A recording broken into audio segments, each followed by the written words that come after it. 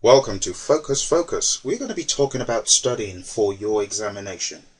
Regardless the exam you're getting ready for, there are some key steps that you need to take in order to get ready, be it the PMP, be it an ITIL exam, anything regarding information technology, anything regarding healthcare. Doesn't matter.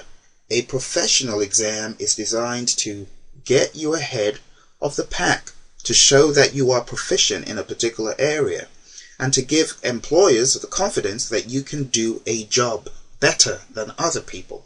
That's really what it is, to demonstrate competence, and really to enable people get the assurance that you can do what you are meant to be doing on your job or on a project. So how do you study? How do you focus? It's really all about being determined. If you do not have drive and you are not determined to do a particular thing, to overcome a particular hump, then you're not going to do it. The truth is, it's all about being inspired to do something and also being able to motivate yourself to do it. It's not all about, I don't feel motivated because I've already got a job. No. What about being inspired to do something for other reasons? You see, we can be intrinsically motivated. That is, the motivation comes from within. We just want to get this done because it's a good thing and it feels good. It has nothing to do with the external. It has nothing to do with the benefits. It's just because it feels good. We have some people who are like that. Other people feel motivated because of a perk, maybe because of additional money, maybe because of one thing or the other. But we need to get to the point where we can motivate ourselves internally. It shouldn't always be about, I'm getting all fired up for this just because of the job. Okay, what happens if the job is off the table? You see, that's why many people don't go any further. They just stop right there because they've got a job. They don't care about taking any exam until it's required of them. But it doesn't always have to be that way. You see, knowledge is power. Knowledge is fun to get also. Why not get that knowledge to be more learned? It doesn't always have to be about more money or a job. What about just getting more information? How effective we would be if we could just get more information that could help us in our lives and our projects, not because there's any perk tied to it. It's a good thing. So I want you to get into that mindset of doing these exams because it's a good thing to start with. It's good to be educated. It's good to enrich your mind. It's good to enlarge your mind. So let's talk about a few questions. And these questions are really designed for people getting ready to take the PMP and the CAPM, and pretty much this approach could be tailored to any other exam. So whenever I ask about anything regarding the PMBOK guide, because the PMBOK guide is the book, the standard on which these examinations that we're talking about are based. If you're taking another exam, just think about whichever standard or whichever text or whichever book you're using. So the big questions. When last did you read a chapter in the text that you are using to prepare for your exam? When last did you read the PMBOK guide for the PMP exam and the CAPM exam? When last did you read it? I'm not asking you to give me any answers right now. I'm just asking you a few questions. When last did you read the book that your exam is based on? When last did you read just a bit of it? When last? When last did you take a quiz on the PMBOK guide? When last did you take a quiz? When last did you study nothing but the tools and techniques that relate to the subject of study? In this case, we're talking about PMP and CAPM. So we have these things called ITTOs, inputs, tools and techniques and outputs. Very big on the exam. When last did you read those? When last did you discuss with other students that are taking the exam that you are? When last did you discuss with your mentor? Do you even have a mentor? You see, I have discovered, regardless the exam you're taking, if you can find a mentor, someone who has been through that path before, who has been through all the same experiences or very similar experiences, and can actually break down and demystify the unknown, how good would that be?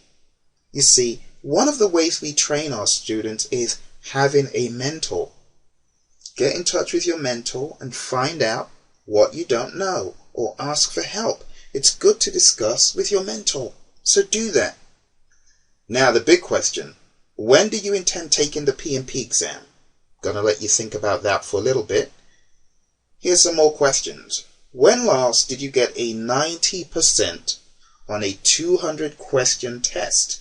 Now in the world of the PMI, lots of our quizzes are kind of centered around between 150, 175, 200 type questions. So my big question to you, whether you're getting ready for the PMP, the CAPM, or any other exam, when last did you get a 90 on a comparable exam? Now back in the day when I did the ITIL exam, it was based on, I think, 40 questions. I also took a number of other quizzes and tests from other areas that were based on 200 questions. It's very difficult for you to come out successfully if you do not practice these 200 questions and you're trying to do a 200 question exam.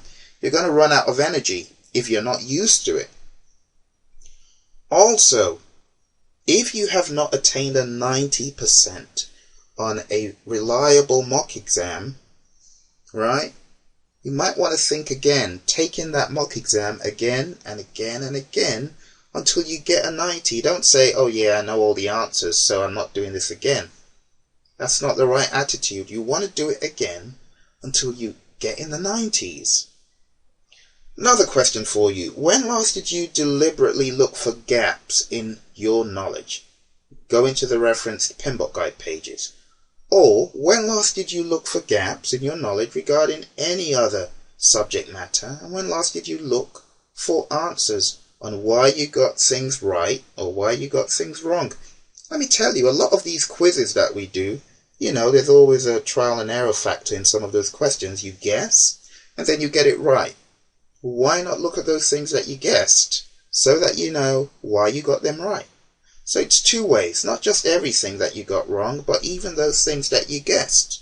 You do want to reference the PMBOK guide or whichever text is relevant. Question, when last did you ask your spouse, your child, your friend, your colleague to test you? It sounds funny, but look, using people to test you is a really good way of holding yourself accountable to them. Because guess what? They're going to ask you, how did you fare on that test? Or have you taken that exam that you asked me to test you on? And if the answer is no, not very good, is it? It's a way you can hold yourself accountable, get people around involved in your goals and your aspirations. It's a good thing. And also, very importantly, it gives you the on-the-spot analysis. For example, one of my students prepared an Excel sheet that had those comments. You know, you use Excel, you hover over the comments and it shows you the information in the comments. Well, he created an Excel sheet with the comments and you hover over it and it shows whoever is looking at it, all the inputs, all the tools and techniques and outputs. He used that to test himself. He'll give it to his wife, she'll open it up and ask him, what are the inputs to that? What are the tools and techniques to that? It's a really great way. Whether they know what it means or not, they could be a very, very quick way of testing you. So again, same question that we asked on the first page. When last did you read the PMBOK guide? Now I'm asking you again because don't think that you can take the exam and pass it without studying the PMBOK guide. Now I know that lots of people claim they did that. Don't listen to that. This is an individualized experience. You can't take it for granted that, oh, well, Tom didn't read the PMBOK guide and, you know, he's a PMP now, or Mary didn't read the PMBOK guide and she's a CAPM now. You can't go with that. It's an individual experience, and if you haven't taken the exam, I strongly, strongly advise you, read the PMBOK guide. And, you know, stop the whining about how ridiculously the PMBOK guide was written. I know it's a standard, so I don't expect it to be written like some other text or some storybook. You're just going to have to apply yourself. You're a project manager, you've worked for at least 3.5 years on this stuff. It's not that difficult to read the PMBOK guide. You just have to sit down, focus, Obviously, the stuff that you'd look at that you don't know, why not go to Wikipedia, for example, and look for stuff that you don't know? Just type in those words, or go to Google and type in those words and find out what those words mean if you don't know what they are. But don't let anyone deceive you that you can pass the PMP exam without studying the pen book guide. People have tried it and they've fallen flat. I don't want you to be one of those people. I want you to cover your bases, do everything that you need to do from end to end, and go in there and show the pen book guide and the PMP exam who's in charge. Alright? You're in charge of your destiny. You're in charge of your future. If you take it for granted and don't do all that you need to do, who else are you going to blame? No one other than you. A big part to reading the pen book guide is the glossary. The glossary, read it from start to end, know all those terms, right? It's not enough to cram the ITTOs. We have to understand. One of our students who just passed the exam on Saturday said, as other people have said, ITTOs are everything. They were big on the exam. They were huge. Well, yeah, they are huge. So a word is enough for the wise. Don't play about with the pen book guide. Don't play about with ITTOs. Use study guides and use everything else that you can, regardless the exam you're taking, but don't compromise reading the study guide or the text on which everything else is based. Okay? So, final question. When do you want to take your exam? Be it the PMP, the CAPM, ITIL, some Microsoft certification. Regardless, when do you want to take the exam? Oh, I want to take the exam tomorrow. Well, of course you can't, because if you want to take the exam tomorrow, you have to have done a lot of work. Oh, but I have done a lot of work. Good. Well, I hope you've done all the things I've listed. Because if you haven't, I would like you to try your best to do all that you can to do that before tomorrow. Okay? You really need to be ready for this stuff. The glossary, the big one. If you've got your exam tomorrow, you've not gone through the glossary, strongly advise you to do that. That could really, absolutely help you a lot. Check up all the terms that you don't know. Now, if you want to take the exam a month out, I'm just going to go back a page here. Do all the things that I'm asking you and do them like now, right? Take quizzes, read the pen book guide on a regular basis, get everything covered, study the ITTOs. You know, one of my students put aside a whole 5 days to do nothing but go into the details of ITTOs and the pen book guide, ramping up to take the exam.